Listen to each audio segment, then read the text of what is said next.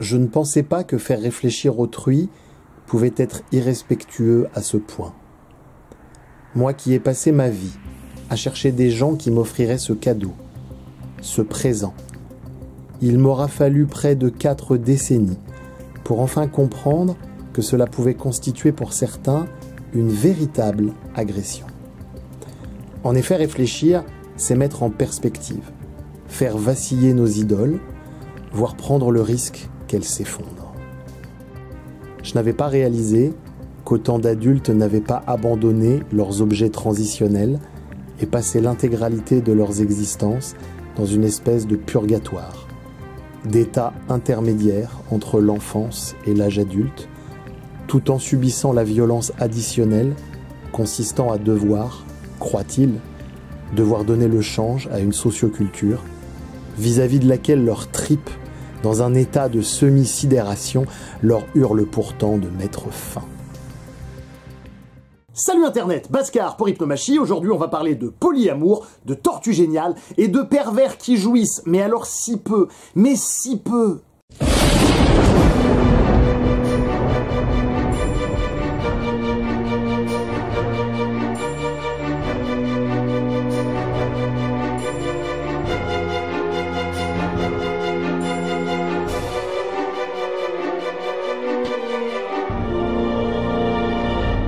La solitude ne se résume pas à l'absence de compagnie. Elle réside dans l'absence de but. Dans le vide de sens, quand tout autour de vous semble absurde, inaccessible, quand chaque relation semble superficielle et que vos élans pour comprendre se heurtent à l'indifférence, vous comprenez que la vraie solitude, ce n'est pas d'être isolé, mais de se sentir étranger à un monde qui ne vous comble pas, un monde sans signification. Haruki Murakami. Alors, dans la vidéo 62, je vous avais présenté une des visions possibles de la psychose, car comme tout objet de connaissance, il y a naturellement plusieurs points de vue possibles. Aujourd'hui, je vous propose de continuer à jouir ensemble de l'approche acribique de Jacques Lacan articulée avec ce que je pourrais bien vous en dire du haut de ma maigre expérience. Je ne saurais que trop vous conseiller de regarder d'abord cette vidéo 62, ne serait-ce que pour saisir précisément que Lacan se définissait lui-même comme psychotique, et d'appréhender ainsi comment cela peut mettre en perspective sa propre vision des différentes grandes structures psychiques. Ainsi, l'on peut passer d'une vision un peu bébête, disons de premier niveau, à une forme de savoir situé, comme disent les anthropologues. On aurait ainsi donc non plus 3, mais 9 grandes cases possibles. La psychose vue par les psychotiques, la psychose vue par les pervers, la psychose vue par les névrosés, la perversion vue par les psychotiques, la perversion vue par les pervers, etc., etc., etc. L'on intègre ainsi l'influence de l'observateur sur le phénomène observé et l'on cesse de prétendre au savoir pour ne proposer qu'une vision. Ce qui est déjà pas si mal et totalement respectable en fait. Vous noterez d'ailleurs que personnellement, vous je ne sais pas, vous me le direz peut-être en commentaire, mais que je n'ai jamais vu une autre vidéo sur YouTube ou sur la toile en général proposer une telle approche transrationnelle des structures psychiques, alors que cela me semble à vrai dire plutôt assez basique. Il y a du génie là-dedans, du génie. Bon, c'est sûr qu'une telle vision implique de se décentrer un minimum de soi, mais enfin, je trouve toujours absolument tragique de voir que tant de professionnels de la santé mentale et de l'étude du psychisme n'y parviennent tout simplement pas, ou en tout cas pas à ce point. Comme je l'expliquais en filigrane dans mon livre, une grande partie de la psychologie et de la psychiatrie moderne est en fait élaborée, pensée, conçue par et pour des névrosés. À l'instar d'ailleurs de la médecine, qui est majoritairement élaborée, pensée, conçue par des hommes, pour des hommes, ce qui entraîne, quand on se penche sur certains protocoles, un certain nombre d'effets indésirables, des médicaments qui fonctionnent beaucoup moins sur les femmes que pour les hommes, un certain nombre de thérapeutiques avec des effets fortement amoindris, etc., etc. Pour une fois que nos amis féministes adressent ici une critique épistémologiquement robuste et fondée, vous m'en permettrez de m'en faire le relais. Et puis... c'est parce que je suis pas concernée que je peux pas défendre une cause qui concerne les autres. Et ce type de biais, comme vous le voyez, est très courant en sciences, disons, rationnelles plafonnées. Nous allons faire mieux, n'en déplaise aux séides de l'approche ternaire. Nous allons ainsi donc passer de 3 à 9. J'adore. Simple. Dans la tradition. Rappelons-nous toutefois que tout savoir est un savoir supposé et qu'il est préférable d'en être conscient, ne serait-ce que pour la santé du cigare, au risque de nourrir un certain nombre d'illusions. Nous avons donc réhabilité le psychotique et son mode singulier de jouir dans une vidéo précédente. Parce que ces 3 structures, névrose, psychose, perversion, doivent être prises avec des guillemets. Nous y reviendrons tout à l'heure. Ce sont donc avant tout 3 modes de jouir, des façons d'envisager différemment la jouissance. En effet, il est ardu de résumer comme ça la psychose à une forme de folie, plus ou moins inadaptée lorsque l'on comprend que toute civilisation se base ontologiquement sur l'écume hypnotique d'un chaman psychotique. Eh bien aujourd'hui, c'est le tour de la perversion. La perversion, rien que le mot est chargé, mais tellement chargé qu'on peut facilement en perdre sa capacité de l'appréhender avec nos lobes frontaux. Dès le 19e siècle, ce type de problème sera examiné et formalisé par des gens comme Peano ou Hilbert, un peu plus tard, courant 20e siècle évidemment, par Wittgenstein. En fait, l'obstacle psychologique auquel se heurte la logique, passé un certain niveau de compréhension et d'abstraction, est essentiellement sémantique.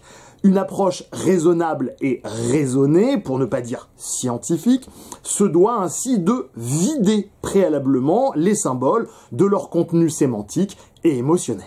On est mal barré. Parce que si on ne fait pas ça, qui a envie de se faire appeler pervers, psychotique ou névrosé?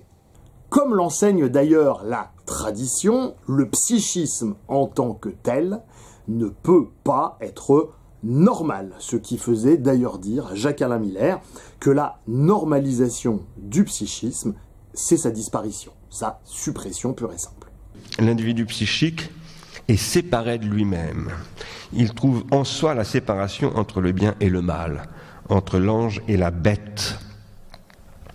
Séparation accompagnée de la conscience de la double nature de l'homme. Ce que dit Simonon, c'est que nous sommes tous clivés. Nous sommes tous constitués par 2 pôles. Un pôle dont je dirais que on pourrait l'appeler le désir d'élévation. D'ailleurs, lui-même, Simonon, dans un autre livre, parlera de l'inclination à l'élévation. Et d'autre part, le penchant à la bassesse. Et Simonon dit dans ce livre que cette structure de notre psyché, qui nous constitue de manière native, fondamentale, initiale, originelle, eh bien nous avons tendance à la projeter à l'extérieur et à l'extérioriser donc dans un principe de bien et un principe de mal qui serait dans le monde, et à partir de là nous fabriquons une figure du démon. Démon qui fonctionne comme une sorte de pharmakos, c'est-à-dire de bouc émissaire. Pour Simonon, nous sommes des êtres dédoublés par une tentation de céder à la bassesse plutôt qu'à l'élévation, ce que dans la terminologie d'origine chrétienne on appelle le bien et le mal, mais en fait on en parle aussi comme ça dans Platon. Platon contribue à forger cette vision-là. Et selon moi, ceci procède de notre situation pharmacologique, c'est-à-dire le fait que nous sommes des êtres extériorisés, que le pharmacone est toujours potentiellement le vecteur de la possibilité de faire du bien ou du mal, et que ce bien et ce mal que nous pouvons faire dans le pharmacone, il vient en fait de nous. Mais le pharmacone nous donne accès à toute cette double possibilité d'élévation et de bassesse. Et évidemment, nous rejetons cette double possibilité sur le pharmacone lui-même pour en faire un bouc émissaire. C'est-à-dire que nous nous en prenons très souvent à la technique, là où en fait nous sommes en cause fondamentalement dans l'affaire.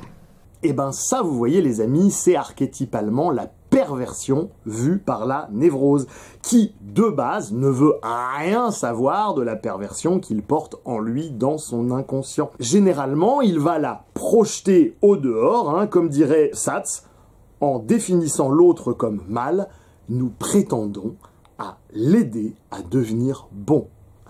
Rien que ça. Et l'on revient ici au secret fondamental du christianisme. Il s'agit d'un secret si terrible que lorsque je l'ai découvert, comment dirais-je, ma déconcertante beauté fut voilée par une expression d'horreur, teintée de doute et d'incrédulité. Quelque chose comme ceci.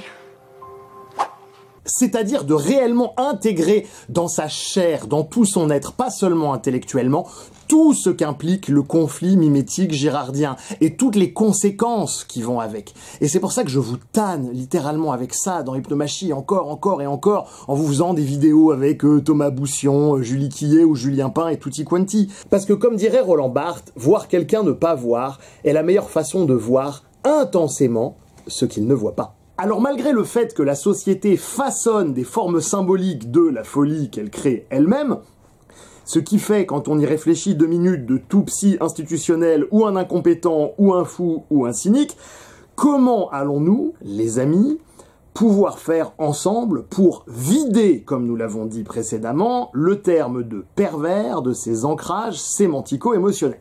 Tu vois, je suis content que tu poses la question. Ça va me permettre de me lancer dans une histoire à rallonge avec des effets de voix et un ton mystérieux. Eh bien, pour commencer, en essayant humblement de proposer une vision de la perversion peut-être un peu plus fine et nuancée que ce que l'on voit d'ordinaire sur les réseaux sociaux. Le pervers narcissique ne sait pas aimer, ne peut pas aimer et ne peut pas recevoir de l'amour. Déjà, pour recevoir de l'amour, il faut déjà reconnaître l'autre comme un autre. Le pervers narcissique ne vous reconnaît pas comme un autre, il vous reconnaît comme un objet. L'objet non-objet, comme disait Rakami. Eh ben non, Jean Gonzague, un enfant qui n'a pas encore compris que sa main est sa propre main, qui fait « Ah, qu'est-ce que c'est que ça ?» Donc qui a encore une espèce de niveau de développement extrêmement embryonnaire, et ben même un enfant qui a pas compris ça, il va tout de même pouvoir recevoir de l'amour de ses parents, de sa maman, etc.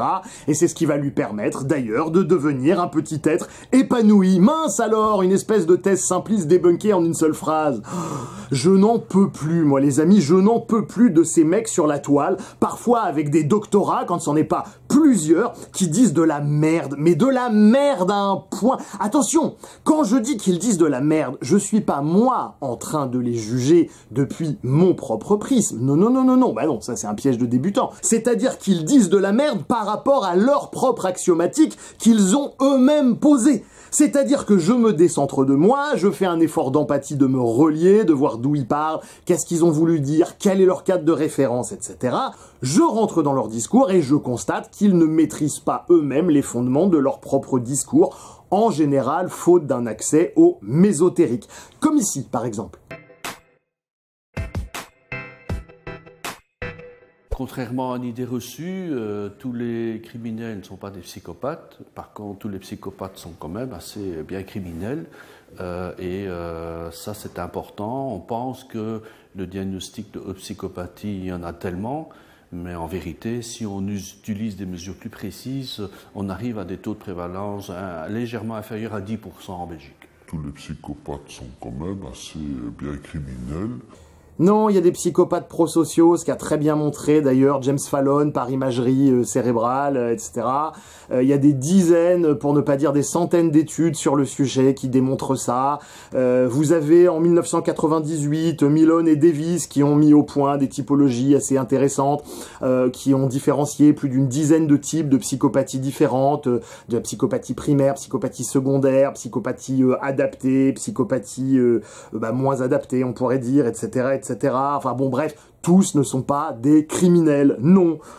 Bref, ça m'énerve parce que c'est un gars qui est un universitaire, qui parle depuis un point de vue universitaire et qui dit de la merde depuis son propre référentiel. Il y a des colères qui sont parfaitement saines. Alors pour Lacan, nous sommes les jouets ES comme les jouets ET de la jouissance.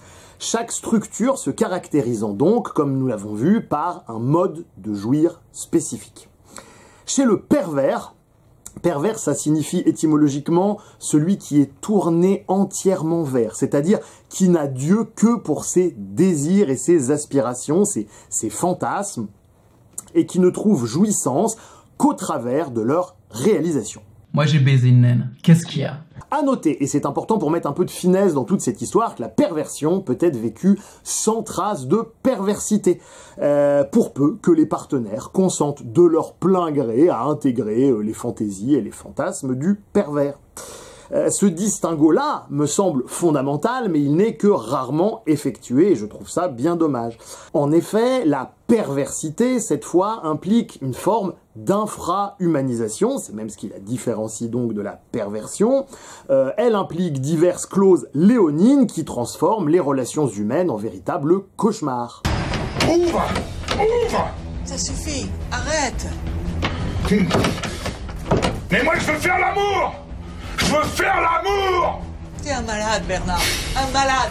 Mais les amis, il est question ici de perversion. Aussi ne vais-je pas m'étendre plus que cela sur la perversité, si ce n'est pour insister sur la différence fondamentale entre un mode de jouir redondant chez un sujet, il faut un certain nombre d'occurrences pour pouvoir parler de véritables structures, et son ersatz low cost. Que l'on soit psychotique, névrosé ou pervers, il demeure que on ne jouit qu'au travers de son symptôme. Certes, tel serait, paraît-il, le secret de l'inconscient freudien. Heureusement, nous allons aller plus loin. Tu ne pourras pas me vaincre, Sigmund. De nous deux, c'est moi le plus puissant. Pour Octave Manoni, la jouissance du pervers renvoie en fait à une non-acceptation de la castration. Il comprend la loi, au moins intellectuellement, certes, contrairement aux psychotiques d'ailleurs, pour qui en fait ça fait absolument aucun sens. La notion de loi fait aucun sens pour un psychotique. Mais le pervers entretient avec la loi le délicat bémol d'une forme de... Oui, mais quand même! Quand même! Merde, quand même! Les habitués de la chaîne auront déjà probablement fait le rapprochement avec la vidéo intitulée « Oui, mais ». En fait, le pervers cherche à conserver son phallus intact. Est-ce que vous êtes circoncis? Ouais, pourquoi? Votre docteur a peut-être amputé un trop gros morceau? Non, il était très bon praticien. Certains psychanalystes font l'hypothèse de ces divers modes de jouir, donc en tant que structure.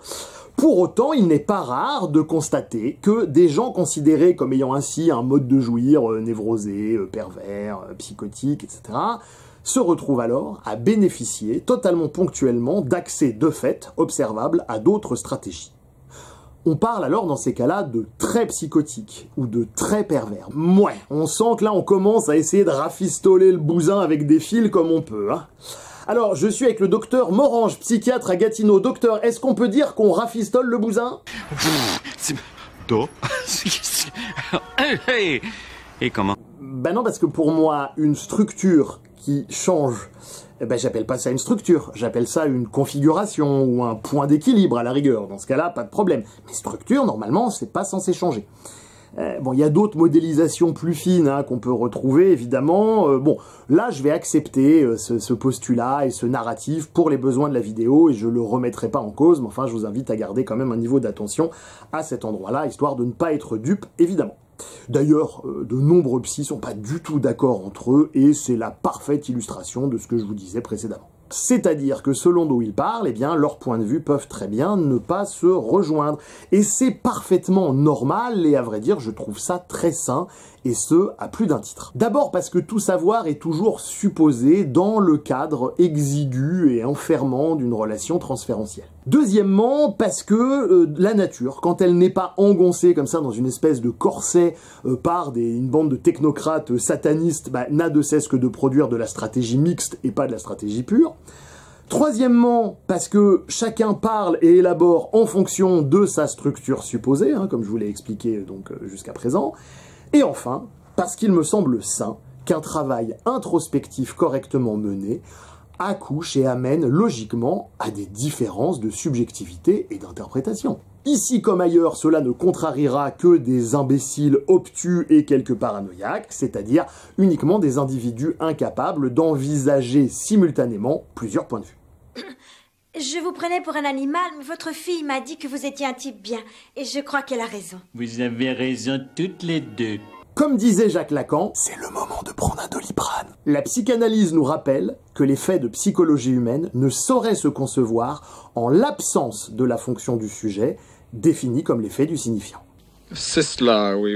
Donc, certains constatent simplement 3 modes de jouissance et rien de plus, d'autres vont introduire là-dedans, en sus, des formes de jugement de valeur, voire même de hiérarchie. C'est-à-dire, au lieu d'être mis au service de la transformation de mes pulsions en désirs, il peut se mettre au service de la régression de mes désirs en pulsions.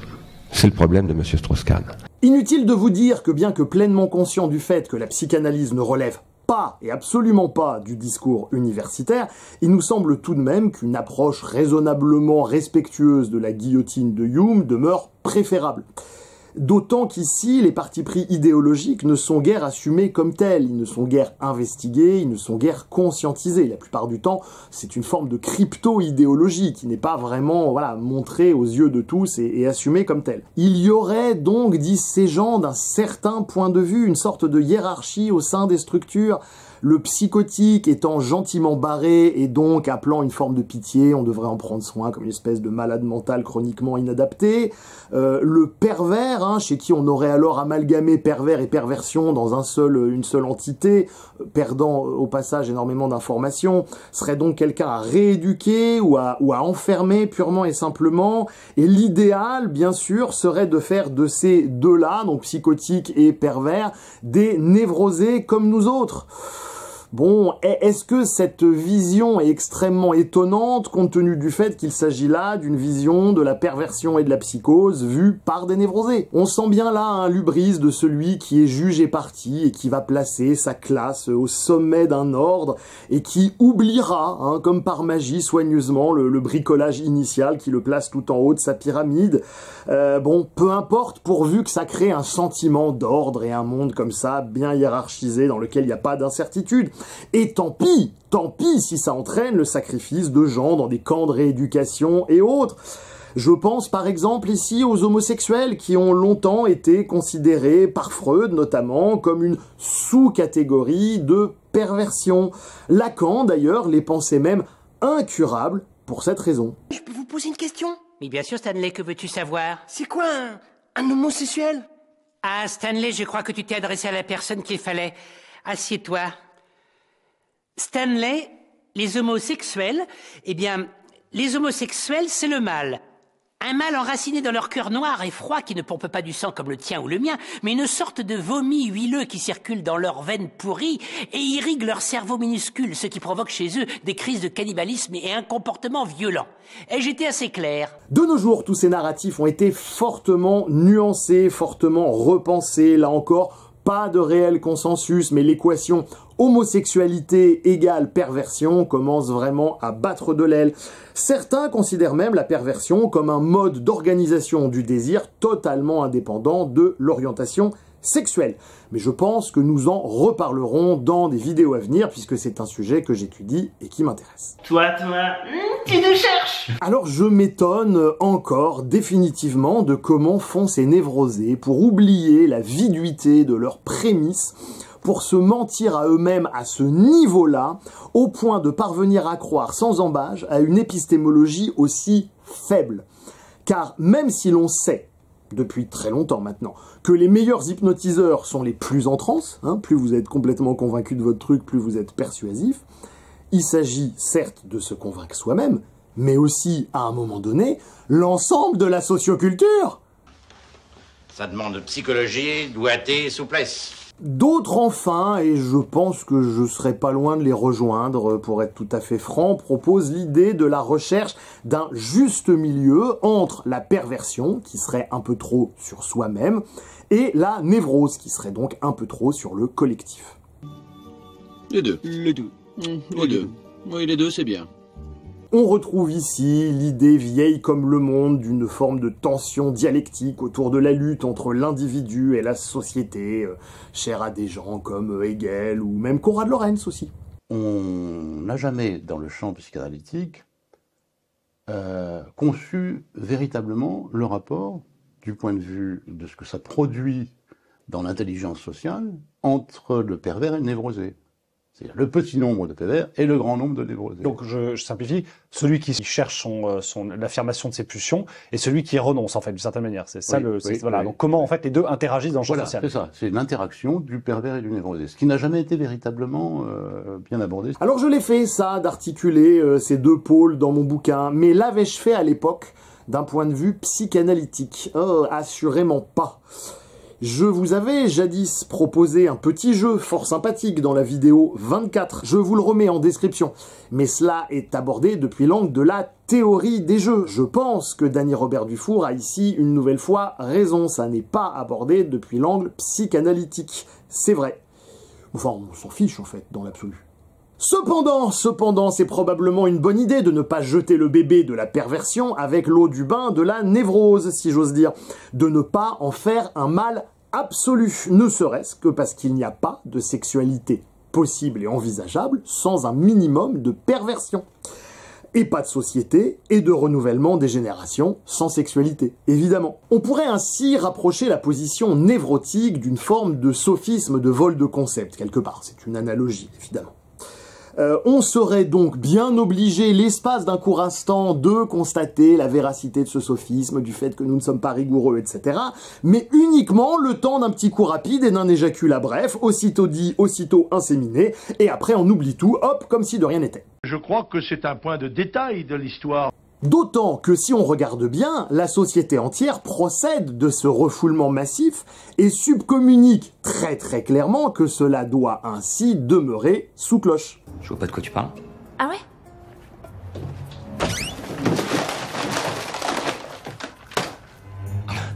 Excuse-moi de lire. À la limite, un bon citoyen ne doit baiser que pour procréer et dans l'intérêt supérieur de la nation. Et bien évidemment, pendant ce temps-là, on aura Wilhelm Reich qui se retournera encore et encore dans sa tombe. Comme disait Christian Fuchs, le devoir de jouissance précède le devoir de reproduction. Ce droit d'antériorité de l'un sur l'autre n'est pas souvent respecté. Les hommes sont peu épicuriens et souvent taxés de perversion, même si celle-ci est vécue sans perversité. Nous y revenons là encore.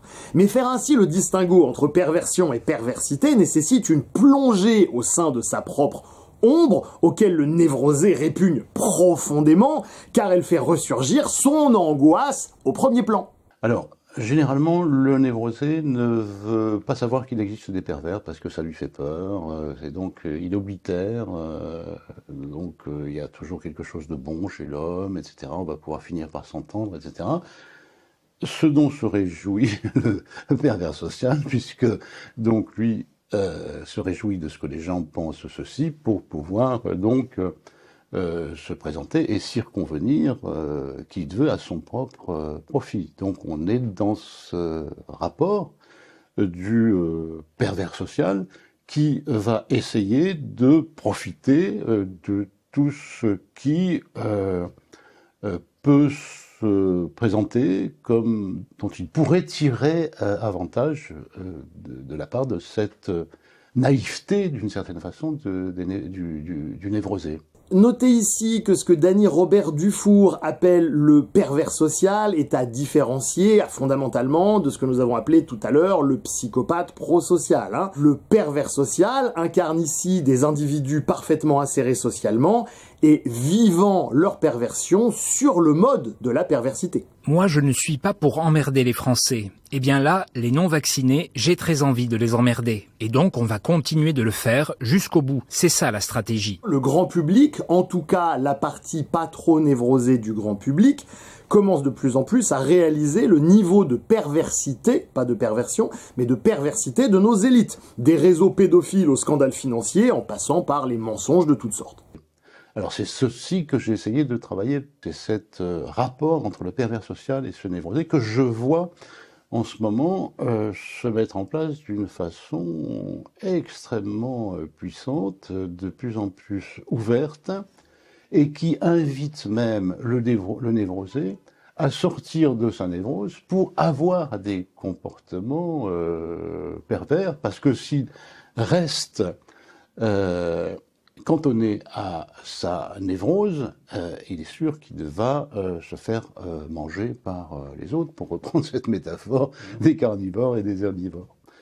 Donc il y a une sorte d'incitation à la perversion, voilà, qui se diffuse dans le champ social. Il y a des vrais pervers qui occupent un certain nombre de places dominantes. Je crois que ça s'observe assez bien si on voit dans le monde des typologies en fonction des typologies politiques actuelles, en fonction de cette pathologie sociale, du pervers social. Il y a un certain nombre de grands pervers sociaux qui, en ce moment, sont à la tête de grands empires dans le monde, et le névrosé ne sait pas comment s'en sortir.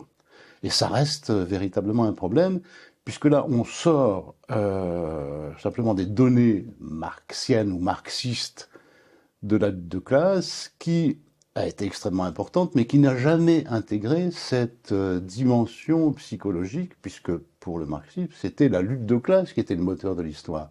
Moi je dis oui, mais il y a quelque chose qui se surimpose à la lutte de classe, c'est l'antagonisme du pervers social et du névrosé, qui est en train de structurer des pans entiers de nos sociétés à l'heure actuelle. Et ça nous pose un véritable défi pour savoir comment sortir de ce rapport de prédation dans lequel l'humanité est en train de rentrer. Parce que il est clair que si on continue dans cette voie, les braves névrosés seront plumés, et les pervers sociaux ont maintenant des moyens absolument considérables, des moyens financiers considérables. C'est le capitalisme financier du néolibéralisme qui leur a donné ces moyens, pour s'emparer de toute une série de moyens techniques, militaires, etc., pour dominer de plus en plus le monde en fonction de leur visée. Et la réponse à ce besoin d'articulation bien légitime est simple et connue depuis des lustres, mais personne n'écoute. Si ça vous intéresse, je vous renvoie donc à la vidéo 54 sur Odyssée, puisqu'elle a été strikée par YouTube. En fait, on pourrait dire que si le psychotique veut rester à la droite de Dieu, comme expliqué dans la vidéo sur la psychose, le pervers, lui, perçoit bien que la vérité constitue, comme dirait Lacan, un trou dans le savoir. Et à ce titre, il conchit également les récits des névrosés et tout ce qu'il perçoit comme des rustines. Sérieux, il vous manque vraiment une case. On est des méchants, c'est notre rôle après tout. Je m'amuse souvent de voir cette incompréhension totale chez des gens comme Alexis Haupt, par exemple, comme ici. Ou ici. Aussi étrange que cela puisse paraître, Lacan définissait les pervers comme des défenseurs de la foi. Vous avez bien entendu. Ça peut sembler étrange si on pense binairement, mais avec une approche ternaire, cela devient limpide. Quelque part, le névrosé se contente de croire, de gober un narratif qu'il ne remettra ensuite plus jamais en question. Le pervers, lui, nostalgique quelque part d'une espèce de complétude absolue psychotique, justement, dont il est à la fois nostalgique et dont il a commencé à s'extirper, il va essayer de combler le trou qu'il perçoit chez l'autre. Quelque part, trop conscient de sa nature divine complète, il se refuse à laisser autrui dans cet état d'individu ayant simplement chu. Oui, ça se dit plus trop, chu. Le psychotique nie la chute, le névrosé baisse les bras, le pervers, lui, a la nostalgie du paradis. C'est en ce sens que c'est un profond défenseur de la foi. Et c'est cette nostalgie intarissable, insatiable, qui peut entraîner, avec le pervers, une relation plus ou moins toxique. Car le pervers, insatisfait des mensonges du monde du névrosé, ne se satisfera guère d'un autrui incarné et donc fatalement décevant. Parce qu'il est devenu. Bon, mais je vais aller chercher le dessert. J'ai besoin d'un homme fort. Un homme fort, j'ai dit. Vas-y, toi, parce que... Du point de vue du pervers, il s'agira d'un amour pur, innocent, cherchant à retrouver le divin chez l'autre, sa vérité fondamentale, sans phare. Pour peu que son partenaire soit névrosé, ce sera un enfer. Difficile, quand on est un simple être de chair et de sang, de devenir un demi-dieu. Ah, il y en a qui ont essayé, ils ont eu des problèmes. Hein. Et même pour le pervers, comme son amour dépend en fait de ses idéations, sa limérance, c'est-à-dire son obsession quelque part pour autrui, via une relation d'objet vis-à-vis de cette personne, ne peut à terme qu'aller dans le mur. Et c'est précisément parce que cet amour est impossible, raisonnablement inatteignable, qu'il peut constituer un absolu digne de ce nom. Mais saisir cela, pour le pervers, c'est quelque part cesser de courir comme un hamster dans une roue à la recherche d'une totalité perdue. Et c'est déjà passer de la perversion à une forme de névrose via l'assomption de la castration et l'intégration d'une forme de principe de réalité. Tu devrais baiser, ça te ferait du bien. Non, Juliette, c'est vraiment pas le sujet. Non, là. sérieux. C'est quand la dernière fois que t'as baisé, je comprends pas. T'es jeune, t'es canon. Ton problème, en fait, c'est que tu cherches l'amour. Toi, ce qu'il te faut, c'est une bonne teub bien... Juliette, y a mon fils. Qu'est-ce qu'il fout là? Grève des profs. En ce sens, on comprend mieux comment les différents paradigmes présentés en début de vidéo peuvent s'articuler. Comme souvent, les contradictions ne sont qu'apparentes. Comme, en tout cas, dans une forme d'amour chrétien qui porte en lui-même la même contradiction uniquement apparente. Amour chrétien vis-à-vis de celui qui vénère le diable. Je m'étais longtemps demandé comment est-ce que des chrétiens résolvaient ce paradoxe. Est-ce que l'âme perdue est aimée? Oui. Est-elle aimée autant que les autres? Oui. Et il lui est quand même demandé de se repentir. L'amour avec un grand A, n'implique pas uniquement la totale acceptation de la mère, mais aussi et le principe de réalité incarné par le pôle paternel. Et ça, des pratiquants d'adorcisme, voir la vidéo 44, des pratiquants d'une spiritualité dite de femme, voir la vidéo 72, ou même simplement des scientistes anticléricaux francs-maçons laïcards ne le comprennent pas. Et je vais le dire en langue française. C'est pas une bonne idée d'effacer la croix des invalides.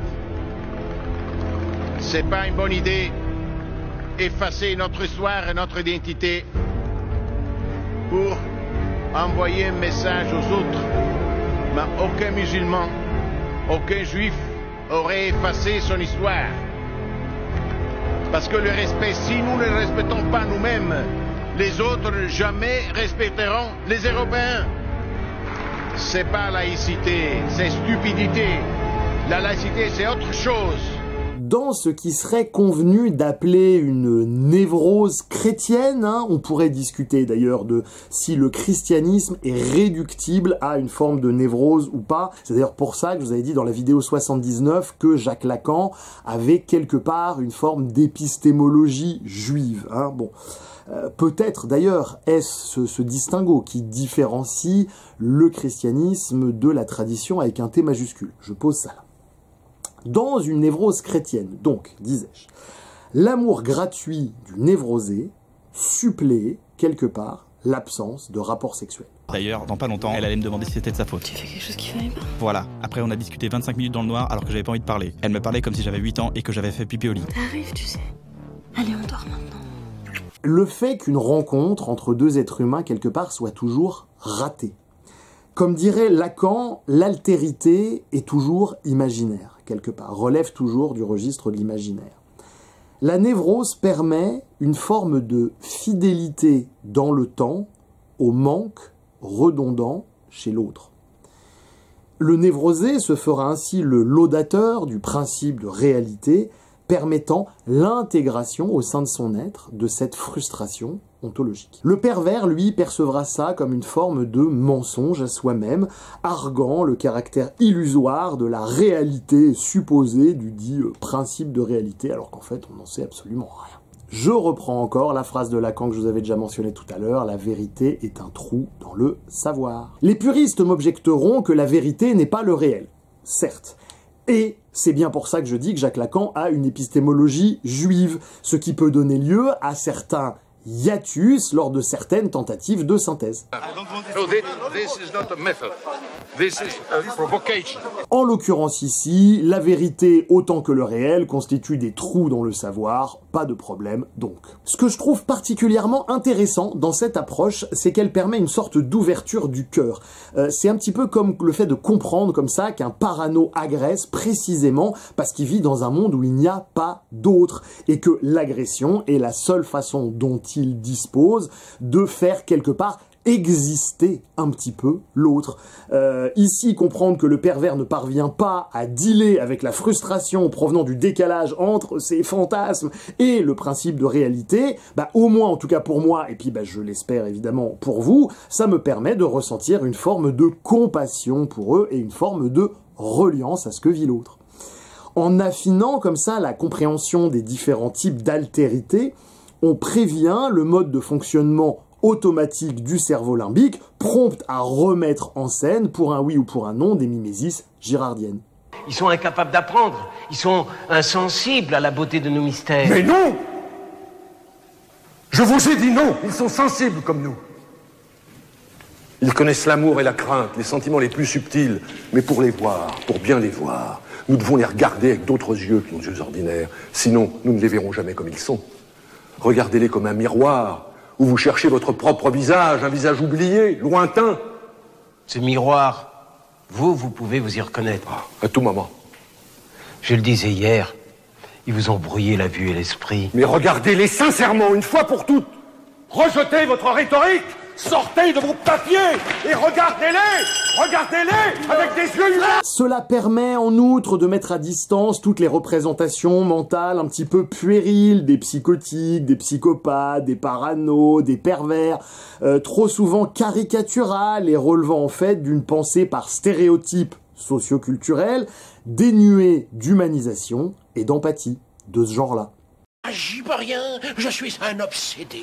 Oh, moi j'aime les filles, hein. Surtout les jolies filles. Vous avez des gens comme Michel Foucault ou Gilles Deleuze qui firent même l'éloge de la perversion, qui, selon eux, dans le cadre de leur pensée révoltée, révolutionnaire contre la bourgeoisie, était un moyen de renverser l'ordre établi des névrosés. De là à proposer une lecture du marxisme via le filtre de la perversion, il n'y a qu'un pas.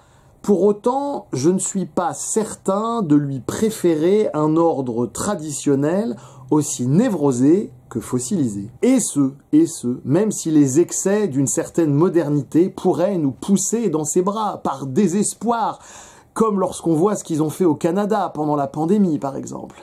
Nous suivons tous les protocoles de sécurité liés au Covid-19 lorsque nous sommes en public. Mais les responsables de la santé souhaitent que vous continuiez à suivre ces mesures de sécurité avec vous dans la chambre. Le Centre pour le contrôle des maladies de la Colombie-Britannique a répertorié en ligne des conseils pour des relations sexuelles protégées pendant la pandémie, notamment le port d'un masque pendant les rapports sexuels et l'évitement ou la minimisation des baisers et des échanges de salive. Les responsables de la santé recommandent même d'utiliser des barrières physiques comme les glory halls pour éviter les contacts face à face. Les médecins affirment que l'utilisation de préservatifs réduit le risque de contact avec des fluides corporels susceptibles de transmettre le Covid-19. Et comme le disait Dany Robert Dufour dans un des rushs précédents, il semblerait bien que la modernité et le discours capitaliste en général semblent bel et bien créer des incitations, sinon à la réémergence de structures, au moins de traits pervers, persistant. L'essor de la pornographie, voire même de Tinder et de ses différents dérivés, encourage et soutient un mode de jouir pervers. Pendant ce temps-là, aux États-Unis, écoutez bien, 0,835% des femmes américaines disposent d'un compte OnlyFans. Ça a l'air peu, 0,835%. En fait, si vous calculez en valeur absolue, c'est énorme. Et ça dit quelque chose de la société. Pendant ce temps-là, la France s'enfonce dans un mode de fonctionnement incestuel, tandis que la police tire et éborgne le peuple qui sent bien qu'il se passe quelque chose, mais qui n'a pas les mots pour le comprendre. Pourquoi ils vous ont... Monsieur, tais-toi, écoute-moi. Ils vous ont tiré dessus, on peut pas répondre. Pourquoi l'État tire sur le peuple? Toi, non. À notre niveau, on peut pas répondre. Nous, on est secouristes. On sent que c'est pas 100% légal ce qui est en train de se passer. Non, mais t'as compris. Mais à notre niveau, on peut pas parler. Pendant ce temps, on assiste également à l'essor du polyamour et d'autres tentatives de modalités de relations émergentes. Essor du polyamour ou, quelque part, la quête effrénée d'une vie sans vide, où la multiplicité des orifices viserait à pallier l'existence, ironiquement, du trou fondamental. Et enfin, toujours dans l'Hexagone, le féminisme a donc connu le même essor, bien que cela commence petit à petit à s'essouffler. Dis donc le gros, tu crois quand même pas que je vais faire la cuisine pour toi, non? Et pourquoi pas la vaisselle? Le ménage, les pantoufles? Féminisme qui déclencha l'apparition de son pendant mimétique, le masculinisme. On assiste bien, petit à petit, dans un camp comme dans l'autre, à la normalisation de la notion de perversion. Normalisation de la perversion consécutive à la disparition de la fonction paternelle contenante, que l'État, l'État de droit, la nation, feinta de remplacer. Il y échoua là-dessus, comme sur tout le reste, évidemment. En fait, aucun des deux camps ne parvient à accepter la castration qu'implique, dans le réel, dans les faits, une véritable relation d'altérité. Quand j'en parle sur la toile, j'ai même des gens qui me disent « Qu'est-ce que tu veux dire par altérité ?» C'est-à-dire qu'ils ne comprennent même pas le mot. Le résultat, c'est quand même un échec total. En fait, cet essor du polyamour, qui est en fait une réaction aux frustrations du modèle traditionnel, demeure souvent une tentative, souvent inconsciente évidemment, de négocier avec le principe de réalité. Rappelons pour les béotiens que toute perversion implique forcément un fétiche, et que le rôle de ce fétiche, c'est de maintenir dans une certaine mesure le clivage, de sorte à empêcher pour le pervers la prise de conscience de ce qu'on appelle l'ambivalence de l'objet. C'est-à-dire le fait que les objets, donc les objets, les choses, mais aussi les gens, les idées, les idéologies, tout ce que vous voulez, sont ambivalents. Ils ont des bons côtés, de moins bons côtés. Le pervers aimerait vivre dans un monde où il n'y a que du bien là et que du pas bien là, et comme ça les choses sont très très claires. Comme le dirait Mélanie Klein, ce type de mode de pensée empêche le pervers de décompenser. Quelque part, pour le pervers, mieux vaut une sempiternelle déception plutôt qu'un retour trop massif et trop brutal à la psychose. Je suis profondément déçu. Et qui dit fétiche dit fantasme. Comme disait Lacan, dans le fantasme, le sujet est fréquemment inaperçu, mais il y est toujours.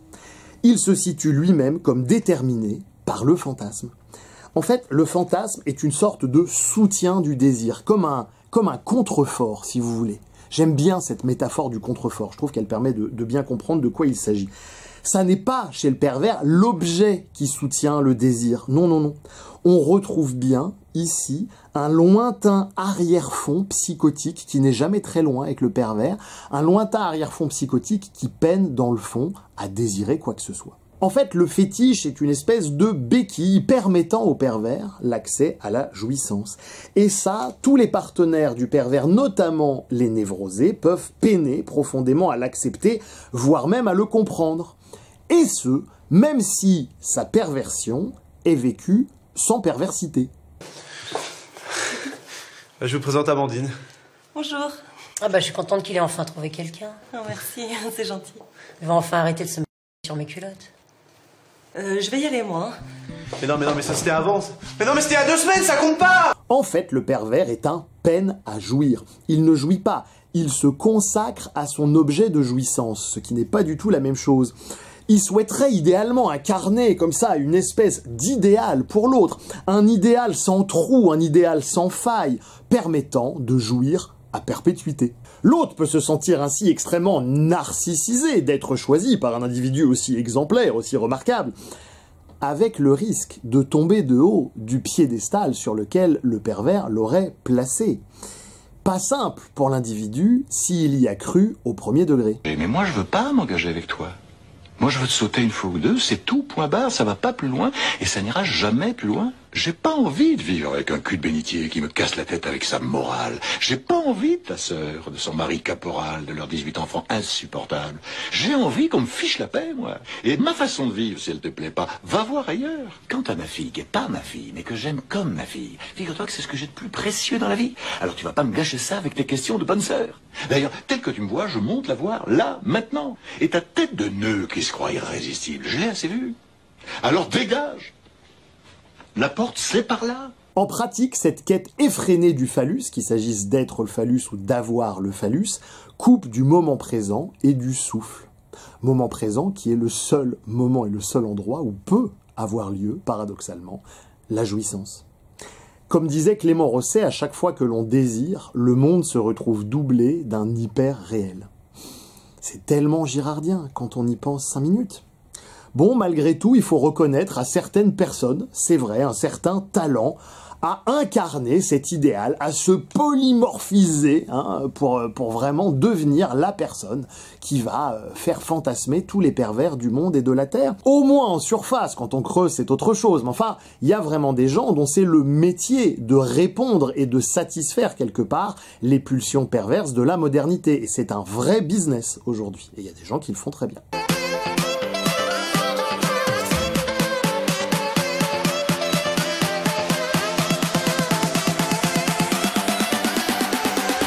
Avec un tel fonctionnement, le pervers n'a en fait pas vraiment réellement conscience qu'il ne jouit guère. En fait, il se contente de petits fragments de jouissance, des lichettes de jouissance, disent certains. Lorsque, magiquement, par l'alignement des astres, le réel correspond à sa fantasmatique qu'il essaye souvent de prolonger, comme décrit dans les vidéos 32 et 42, avec le risque, dans ces cas-là, de glisser petit à petit et sous son seuil de conscience, de la perversion à la perversité. Qu'est-ce que tu regardes, Gogolito? J'enregistre une image mentale pour me revider les boules tout à l'heure. La perversion, c'est donc aussi le clivage, l'objet de jouissance qui ne doit être que bon. Et bien sûr, clivage intérieur pour ensuite continuer à ne rien savoir de l'ambivalence de l'objet. Notez que nous avons tous en nous ces formes de clivage de l'objet à des degrés variables au sein de nos parties permettant la sexualité. Plus celles-ci sont prégnantes, plus le vagin doit être vierge de toute sécrétion, qu'il s'agisse de pertes blanches, du foutre d'autres hommes, ou simplement même de la présence du moindre poil. L'anus, je ne vous en parle même pas, ça rappellerait trop ses autres usages potentiels. La bouche ne doit pas être remplie de nourriture, etc., etc. Ça, je l'avais dit. C'est dans la bouche des gonzesses qu'on trouve le plus de microbes sur Terre. Statistiquement, c'est l'endroit le plus dangereux où un mec puisse mettre sa teub. Si, comme disait Orwell, toutes les choses sont dieux, mais certaines choses sont plus dieux que d'autres, on se placerait donc dans une perspective où il pourrait y avoir une espèce de progression. Progression de la psychose vers la perversion, et ensuite de la perversion vers la névrose. Bon, très bien. Dans ce cas-là, il s'agirait d'identifier ce qu'on appellerait un receleur de jouissance. Ce qu'on nomme tout simplement en général Dieu, la plupart du temps. Receleur de jouissance vis-à-vis duquel ça vaudrait la peine, tout compte fait, de faire une espèce de kit ou double pascalien du plus de jouir. Autrement dit, un surmoi. Respirez profondément, calmez-vous. Pensez à votre surmoi. Tout va s'arranger. Ceci dit, certains psychanalystes considèrent que parce que la perversion est une structure, on ne pourrait jamais la guérir. Donc que par définition, la psychanalyse des pervers est peine perdue. Pour peu que l'on guérisse qui que ce soit en psychanalyse, ce qui reste à démontrer. Et à l'instar de la psychose, si la perversion n'est pas une maladie, mais une façon d'être au monde, il n'y aurait d'ailleurs plus rien à soigner. Peut-être juste, au mieux, l'empêcher de dégénérer en perversité. Et je le redis, mais la guéguerre entre hommes et femmes des années 2015-2020 est vraiment, comprenez-le bien, l'avènement de la perversité en tant que mode relationnel normal. Au sein de ce combat, chacun va rendre coup pour coup, et même si, comme disait Girard, la violence est une forme de réciprocité, certes, c'est une impasse. Et une impasse voulue et orchestrée par le capitalisme. Parce que la jouissance, fondamentalement, est qualitative, elle n'est pas quantitative. Et en ce sens, elle peut échapper à l'économique. Et c'est bien le problème, et c'est pour ça que l'économie de marché va essayer de tenter de créer un environnement comme ça qui va favoriser l'émergence de la perversion pour vendre toujours plus d'abonnements Tinder Premium de mes couilles et de coaching en séduction. Coaching qui se base absolument tous sur l'équation pour avoir ou attirer une partenaire ou un partenaire de valeur, il faut que tu aies ceci, ceci, ceci, cela. On a quitté depuis longtemps le monde de l'être pour le monde de l'avoir, pour ne pas dire l'inframonde de l'avoir. Autrement dit, si vous avez bien compris tout ce que je vous raconte depuis quelques dizaines de minutes, si on procède ainsi, on ne risque fort que d'attirer que des partenaires pervers. d'où douche froide, qui demandera donc encore plus de coaching, etc., etc. Et là, on est dans un cercle vicieux. Tout ceci est bien meilleur pour les affaires que pour la santé des ménages et des individus. C'est une espèce d'immense Pfizer affectif, si vous voulez. Voyez-vous, l'argent m'intéresse beaucoup. N'importe quoi pour des sous. Et ce satanisme ambiant est en train d'impacter la capacité des uns et des autres à collaborer avec leurs frères et leurs sœurs humains et humaines. Je parle ici de satanisme au sens étymologique, c'est-à-dire de Satan, c'est l'accusateur. Chacun pointe ainsi du doigt l'autre sexe en lui reprochant son inadéquation à son propre univers mental issu de sa propre perversion. Et ben les amis, ça n'est pas ça, l'harmonie entre les hommes et les femmes. D'ailleurs, petite parenthèse un peu marrante, mais au cours de mes recherches, je suis tombé des nues devant l'étymologie, la racine, l'origine du mot « femme ». Ça m'a totalement éplapourdi. Ouais, j'aime me faire éplapourdir. Le terme « femme » provient d'une racine indo-européenne qu'on retrouve dans fœtus, fils, félicité, fécondité, félix, foin, fenouil, et qui signifie en réalité « sucer ».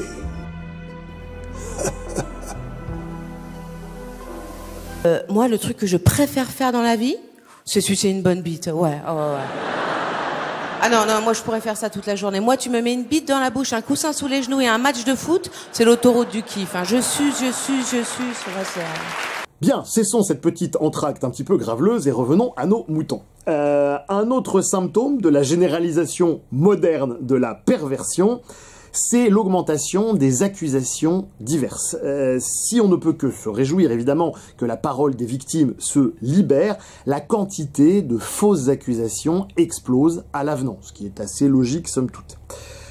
Autant de façons de punir l'autre, de ne pas être le phallus rêvé, et ce même si évidemment le phénomène est multifactoriel et ne peut pas se résumer à la perversion.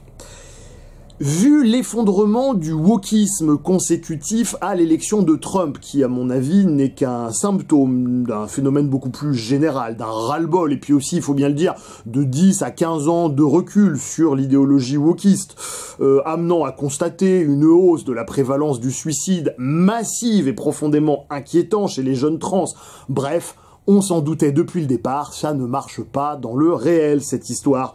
On peut donc, fort de ce constat, être en droit d'espérer, dans un futur plus ou moins proche, l'arrivée d'un début de réconciliation. Ça veut dire qu'on n'entendra plus parler de tous ces viols. Tu crois que vous êtes beaucoup à avoir la chance d'aller vivre sur notre planète? Il y aura plus de gosses hurlants. Ton père est un psychopathe et un maniaque sexuel.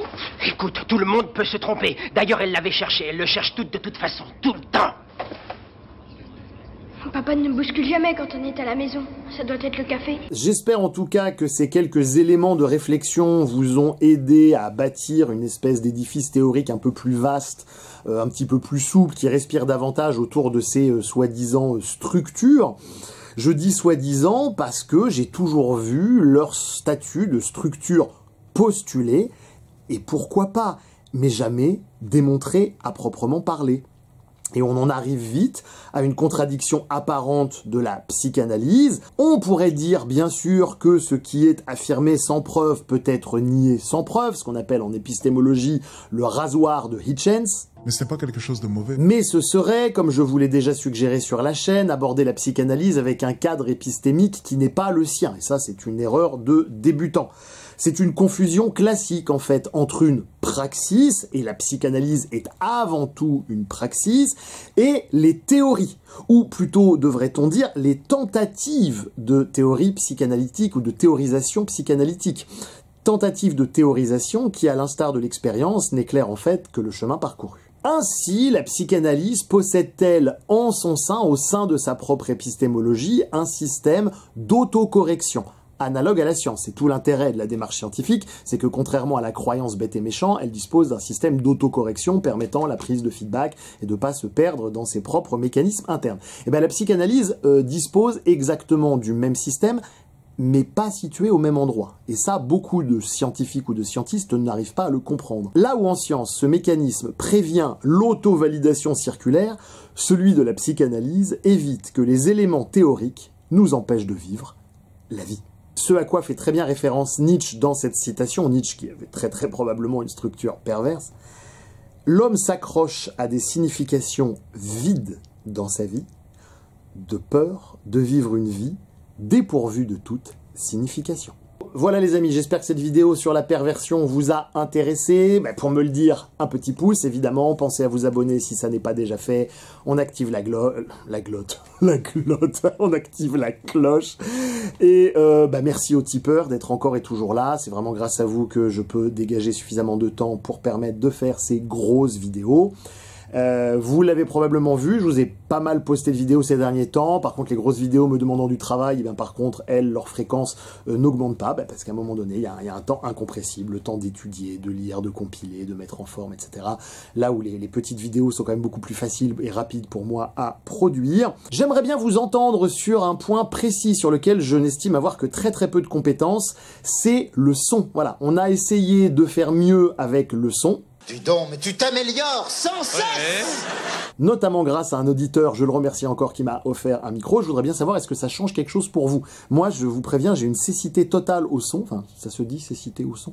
J'ai une cécité totale au son. Je vois pas la différence entre avec micro, sans micro. Donc, je veux bien vous lire dans les commentaires, voir si pour vous, c'est vraiment mieux. Je voudrais bien le savoir. Voilà, et donc il y a également des gens qui veulent me faire venir pour donner des séminaires en Belgique et en Suisse. Donc je vous tiendrai au courant sur la page Facebook Hypnomachie, donc restez connectés si jamais tout ceci vous intéresse. Quant à moi, je vous laisse avec un petit rush qui illustre très bien un bon exemple de perversion dans lequel on peut jouir que son homme soit un énorme phallus. Salut Internet. Oh mais je comprends pas, il avait un combat à Lyon. Un combat de quoi? La machine marche pas là. C'est fini, Randy. Qu'est-ce que c'est que cette histoire? Non, s'il vous plaît, arrêtez. C'est ta gueule.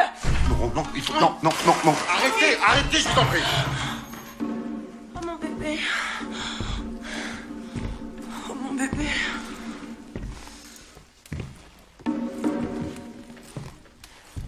Oh mon bébé. Oh, j'étais vilaine. Oh, j'étais vilaine. Dégage.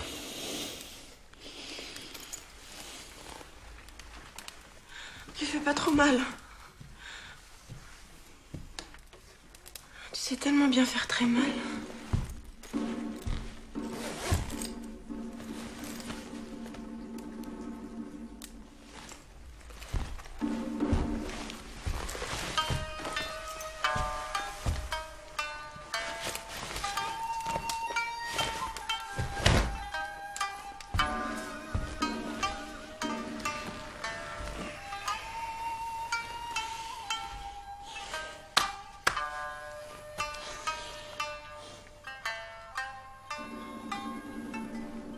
Comment tu t'appelles? Christian. Comment? Christian. Qu'est-ce que tu fous chez moi, Christian? Je parle de toi, connard. T'es une petite balance, c'est ça? T'as un petit faux cul? T'as un petit faux cul? Qui a baisé ma femme? Non, je n'ai pas... Oh mais c'est bien sûr qu'il m'a baisé, il m'a même déchiré. Ta gueule! Déchiré comme compagne semble le dire, non? T'es en train de dire que ma femme se fout de ma gueule? Faut savoir, c'est une salope ou une menteuse. Alors!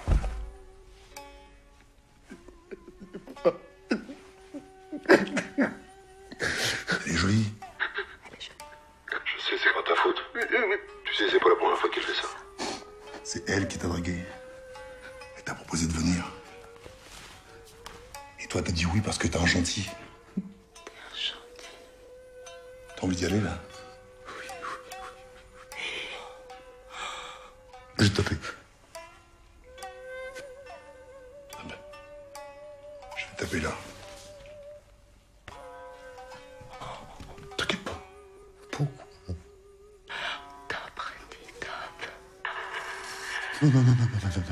Debout!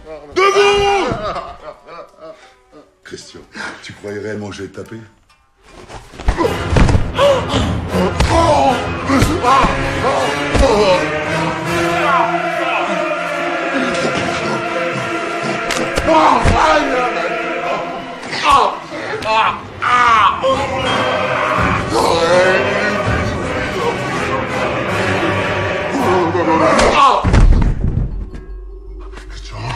Allez, reste avec nous, Christian. Ça fait un tour. Tiens. Oh.